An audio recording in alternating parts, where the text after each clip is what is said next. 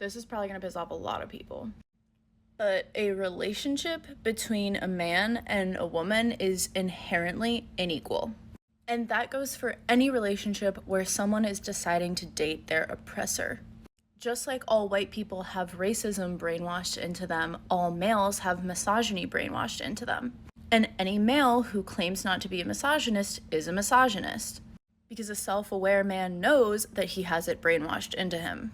And any time that a woman decides to be in a relationship with a man, she's making a sacrifice and a commitment knowing that she's dating her oppressor.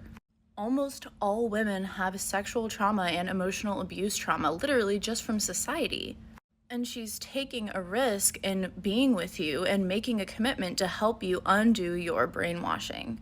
Now, of course, I'm not saying that people shouldn't date the opposite gender, but a lack of awareness can cause problems.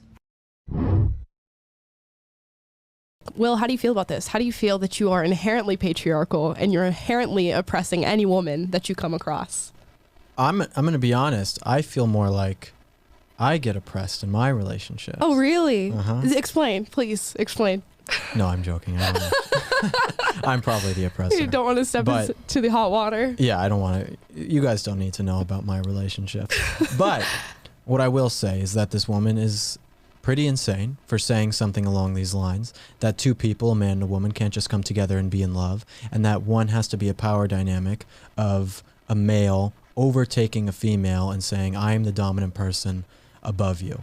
And that seems like a strange way to look at the world. Like, you don't think a man can love you and cherish you just because he was born a man? Why can he not do that?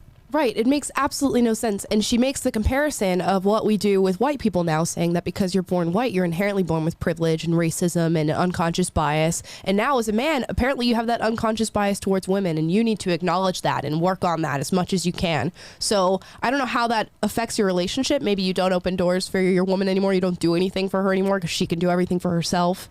And you're oppressing her by thinking that you can.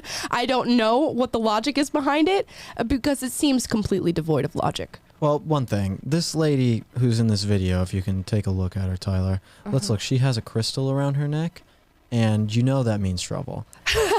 These girls who have crystals and like are burning sage everywhere, you know, they're probably not the people who you want to take relationship advice from. And then secondly, why on earth would she ever date anyone anyway? This is the type of language that women who can't get dates say.